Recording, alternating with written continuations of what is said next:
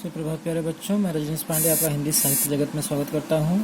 कक्षा 9 के छात्रों को हिंदी गद्य का पहला पाठ दो बैलों की कथा, जो कि मुंशी प्रेमचंद जी के द्वारा लिखा गया है, पढ़ा दिया गया था, अच्छे से समझा भी दिया गया था और ये उम्मीद की गई थी कि आप उसके जुड़े हुए अभ्यास के प्रश्नों को आपने किया होगा। लेकिन अभी तक बड़े दुख की बात है कि केवल एक दो बच्चों को छोड़ करके किसी ने भी उसके अभ्यास के प्रश्नों का उत्तर लिख करके नहीं दिखाया है।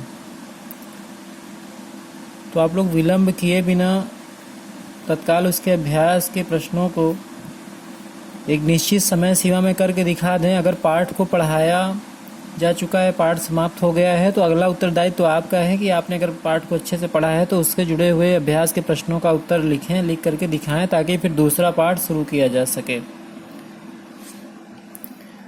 और मैं ये उम्मीद करता हूँ कि किताब सभी के पास होगी। अगर नहीं भी है किताब तो आप स्मार्टफोन यूज़ करते हैं, आप एनसीईआरटी की बुक जो है डाउनलोड कर लीजिए। डाउनलोड करके कहानी को अच्छे से पढ़िए। अगर आपको न समझ में आया हो तो आप पूछिए, लेकिन परंतु अभ्यास के प्रश्नों का उत्तर लिख के अवश्य दिखाइए, ताकि फिर अगला पाठ शुरू किया जा सके। नहीं तो इस प्रकार से काफ़ी विलंब हो जाएगा। इसके अभ्यास के प्रश्नों में देख लें कौन कौन से प्रश्न हैं। पहला प्रश्न था, कांजी हाउस में कैद पशुओं की हाजिरी क्यों ली जाती थी? आपको पता होगा, ताकि पशुओं की नियमित संख्या पता चलती रहे। ठीक है। छोटी बच्ची को बैलों के प्रति प्रेम क्यों बढ़ाया? क्योंकि उसकी माँ नहीं थी, इसलिए वह उनके प्रति सहानुभूति रखती थी। कहानी में बैलों के माध्यम से कौन कौन से नीति विषयक मूल्य उभर कर आए हैं? स्वतंत्रता,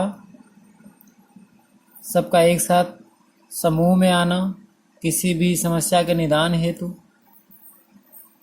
नारी सम्मान। ठीक है। प्रस्तुत कहानी में प्रेमचंद ने गधे की किन स्वभावगत विशेषताओं के आधार पर उसके प्रति रूढ़ अर्थ मूर्ख का प्रयोग न करके इस नए अर्थ की ओर संकेत किया? ये कहानी के शुरुआत में ये चीज़ें आपको मिल जाएंगी ढूंढने पर। किन घटनाओं से पता चलता है कि हीरा मोती में गहरी दोस्ती थी? पूरी कहानी में अगर हम देखें तो उन दोनों में असीम प्रेम था। दोनों का साथ उठना बैठना और सांकेतिक भाषा से एक दूसरे की बातों को समझना। ठीक है। एक दूसरे का साथ में खाना खाना, एक के ना खाने पे दूसरा का ना खाना, ये सब चीज़ें क्या दर्शाती हैं? बहुत गहरी मित्रता थी। औरत जात पर सींग चलाना मना है, यह भूल जाते हो। हीरा के इस कथन के माध्यम से स्त्री के प्रति प्रेमचंद के दृष्टिकोण। नारी सम्मान, जो कि भारतीय संस्कृति की हमेशा से मान्यता रही है, वही दृष्टिकोण यहाँ पर प्रेमचंद जी ने दर्शाया है। फिर किसान जीवन वाले समाज में पशु और मनुष्य के आपसी संबंधों को कहानी में किस तरह व्यक्त किया गया है? क्या कहा जा रहा है? किसान जीवन वाले समाज में पशु और मनुष्य के आपसी संबंध को पूरी कहानी में अगर देखें तो झूरी का हीरा मोती से लगाव और हीरा मोती का झूरी से लगाव। ठीक है। वो भी किस प्रकार से कि वह उनका ख्याल रखता है, इसलिए वो अपने मालिक का ख्याल रखते हैं। इतना तो हो ही गया था कि 9-10 प्राणियों की जान बच गई, वे सब आशीर्वाद देंगे। मोती के इस कथन के आलोक में विशेषता यहाँ पर क्या था कि परहित, दूसरे के ऊपर उपकार करने की भावना निहित थी। ऐसे स्पष्ट कीजिए, अवश्य उनमें ऐसी कोई गुप्त शक्ति थी जिससे जीवों में श्रेष्ठता का दावा करने वाला मनुष्य वंचित था। हीरा मोती दोनों मूक भाषा में एक दूसरे के इस बातों को समझ लेते थे। तो ये चीज़ें कहीं ना कहीं गुप्त शक्ति की ओर संकेत करती हैं, जबकि मनुष्यों में ऐसा नहीं होता। उस एक रोटी से उनकी भूख क्या संपत्ति पर दोनों के हृदय को मानो भोजन मिल गया। अर्थात सब प्रेम सब भाव, अगर खाने के लिए कोई भी चीज़ दी जाए, चाहे वह थोड़ी हो, परंतु वह मन को बहुत संतोष प्रदान करती है।